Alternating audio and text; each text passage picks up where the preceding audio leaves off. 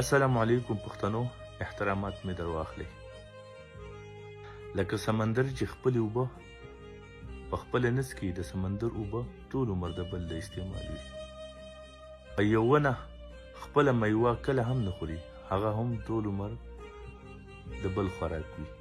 دغسې د مسافر زندگی هم د بل لپاره وي. مسافر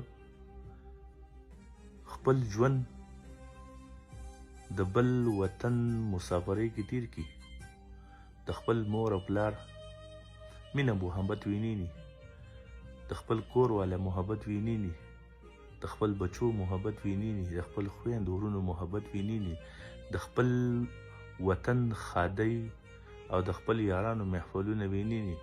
دغه ژوند ټول عمر راواخلي او د خپل فیملی لپاره تیر کی.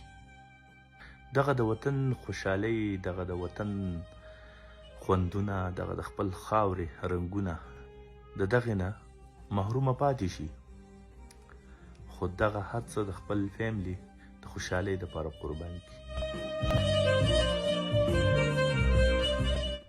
د مسافر مثال لکه د شمعې وي، په خپله سوځي سوځي خو بل ته رڼا ورکوي.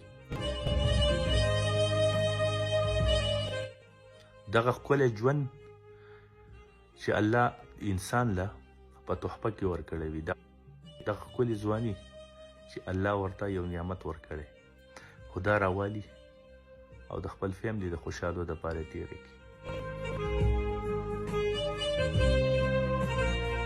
مسافر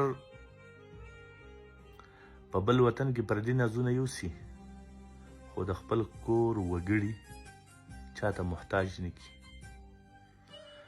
مسافر په پردي وطن کې تکلیفونه تیر کی، خو د خپل کور یو وګړی هم د چا درد ته کیننوي. د مسافرو د ژوند قدر وکړئ. مسافر